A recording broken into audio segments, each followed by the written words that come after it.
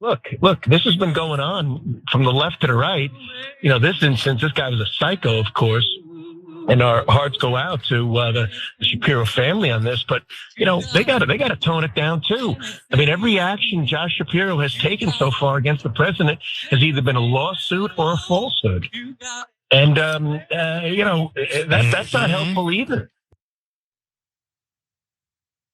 You knew it was coming. Republican Pennsylvania Representative Dan Meuser is blaming liberals, Democrats, even the governor, Josh Shapiro himself, for the firebomb attacks at the governor's mansion earlier this week. We'll show you more, let you listen to more of that audio, but initial thoughts, Cenk? Yeah, so this is pathetic. I'm tired of the whataboutisms from both sides. So, and there, I'm gonna break that quote down a little bit more as we go. And by the way, we have a better sense of why the guy did what he did to Shapiro. We'll talk about that as well. But that quote was really disgusting, the one you just heard now. So we'll come back to that as well. Sharon, tell us the whole story, and then we'll. So he went, Representative Meuser went on a local Pennsylvania radio program and accused the left of instigating the attack. Here's that.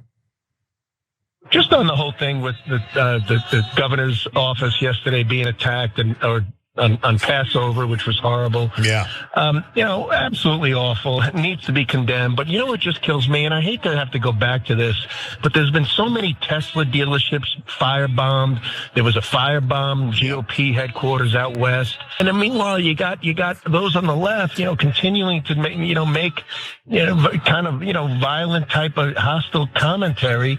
And this happens, and we all jump right on board saying this is horrible. This needs to be condemned. But by all, and so the left's got to look in the mirror here too. And again, there was nothing to state other than how terrible what occurred was. But look, this has been going on from the left to the right. This instance, this guy was a psycho, of course, and our hearts go out to the Shapiro family on this. But they got to tone it down too.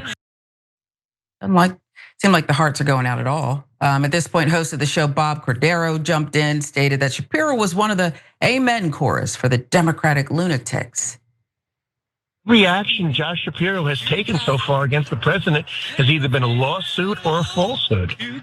And, that's not helpful either. Yeah. That's not helpful either. Hey, look at he's one of the, yeah, you're right. He's one of the amen chorus for the Democrat lunatics, and my own view, and I don't want to press this on you. Yeah. His incompetence in protecting the governor's mansion, which is all of ours, not just his family, and it is charred, it is substantially damaged, and man, he better get to the bottom of the incompetence that allowed it to happen. Yeah. Well, we can't say enough about this. Not just denouncing what occurred, and this individual needs to be jailed, probably for his life. That would be good. Yeah. But then you have a car bomb go off in front of the Trump Hotel, and I'm not sure the governor's office made too much of a statement about that. He's not sure. It is ironic that they say it's Shapiro's fault due to his attacks on Trump, because Cody Balmer, the suspect, wasn't a Trump or Biden supporter. In fact, it's unclear what his politics are. And in fact, he is just anti-government in general. Tell you more, Balmer's social media presence suggests he held staunch anti-government views. He often posted memes urging people to become ungovernable, and reposted an artwork of a Molotov cocktail in 2022 with the slogan, "Be the light you want to see in the world." NBC News with some of these details. He also shared a meme in 2020 that argued that both Democrats and Republicans would rather argue with each other than work to solve the problems we are facing. Even Trump knew Balmer didn't like him, telling reporters on Monday, quote, "The attacker was not a fan of Trump. I understand just from what I read and from what I've been told, the attacker basically wasn't a fan of anybody. Certainly a thing like that cannot be allowed to happen." So I mean, Trump, the voice of reason there. There was potentially political motivation, but now we should tell you not in the way Meuser is describing. According to warrants, Ballmer targeted Shapiro because of his views on the war on Gaza. The warrants say Ballmer called 911 early Sunday after the fire and said Shapiro, who is Jewish, needs to know he will not take part in his plans for what he wants to do to the Palestinian people. Ballmer also told 911 operator Shapiro needed to, quote, stop having my friends killed, and that our people have been put through too much by that monster, the documents say. Report seems to have come out after Meuser's interview. Other things are at play that could have led to the attack, including health care, specifically mental health care. Suspect's mother, Christy Ballmer, telling the AP on Monday that her son had stopped taking an unspecified medication and that she had made calls days before the arson about his mental health issues, but that nobody would help her. He also allegedly has been violent in the past. He was set to appear in court yesterday for domestic assault allegations stemming from an incident in 2023. According to a police affidavit from January of that year, police were dispatched to Ballmer's residence after a child called about domestic abuse. Responding officers in that case were told by Ballmer that he had taken a full bottle of pills in an attempt to kill himself. An argument between Ballmer and his wife ensued when she tried to intervene. He then allegedly assaulted both his wife and stepson.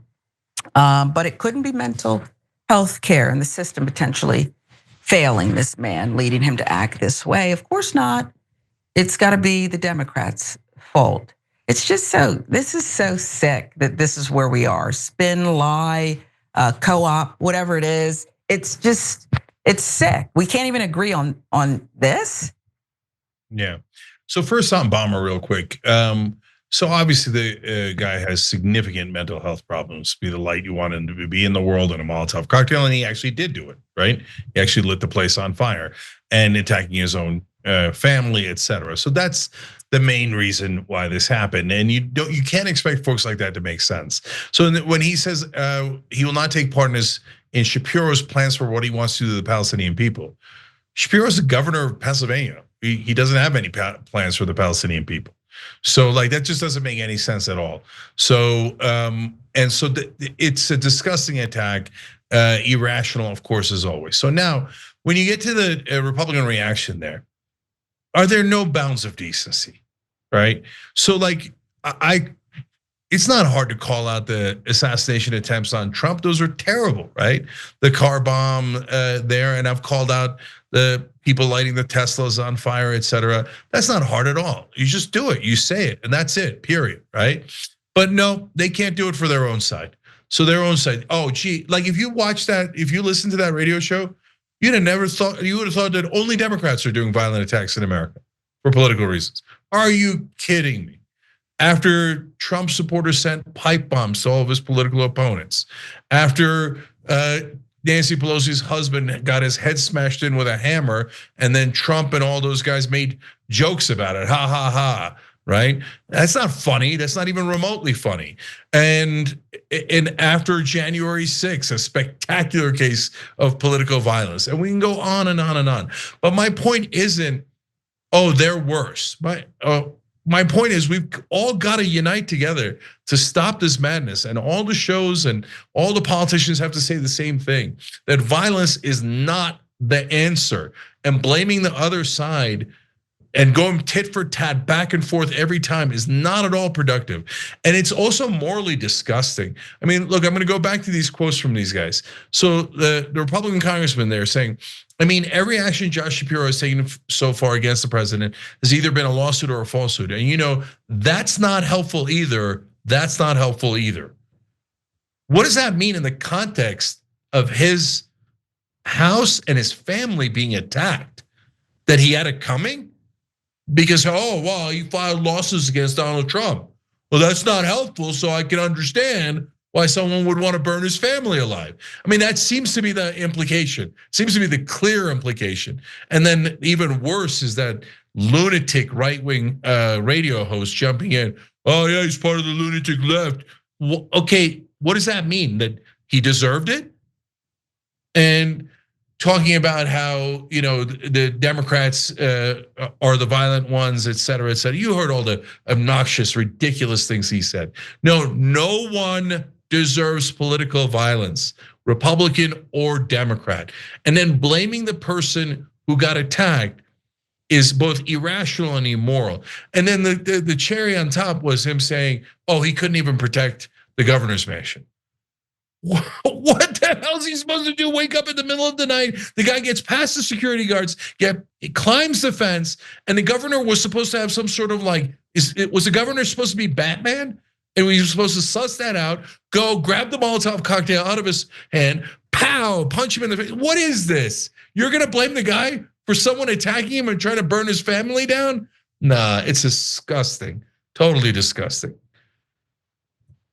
Yeah, and when you read the one quote about Trump, I mean, even Trump said he doesn't like me either, okay? So I don't know how it's even related. All of it is like they're twisting themselves into a pretzel that they do so many times. And it's just, I don't even think it's fun to listen to. I get that I'm not that audience, but how is that uplifting in a way that's even intellectually curious, gives you something to think about? It's just what they do.